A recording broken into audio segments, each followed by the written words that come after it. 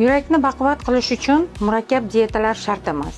Oddiy kundalik mahsulotlar yetadi. Faqat to'g'ri tanlash kerak. Iloji bo'lsa, sabzavotlar har kuni yeyish kerak. Ulardan brokoli, ismaloq, sabzi, lo'lagi va shu kabilar. Bular qon aylanishini yaxshilab, tomirlarni toza ushlab turadi. Masalan, baliq haftasiga 2-3 marta, ulardan losos, skumbriya, sardina va boshqalar. Baliq tarkibida yurakka foydali yog'lar bor.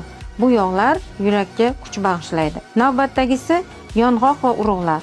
Grek yong'og'i, bodom, chia bular yurakni oziqlantiradi va kuch beradi. Mevalardan qulupnay, malina, olma, bananlar qonni yaxshilagan hisobiga yurakka energiya beradi. Bu faqat yurakka emas, butun organizm uchun foydali hisoblanadi. Ko'proq tabiiy ovqat yeyish, qovurilgan yoki yog'li taomlarni kamroq iste'mol qilish, shakarli mahsulotlarni kamaytirish yoki umuman iste'mol qilmaslik. Foydali ma'lumotlarni o'tkazib yubormaslik uchun Xmed klinikasi sahifasiga a'zo bo'ling.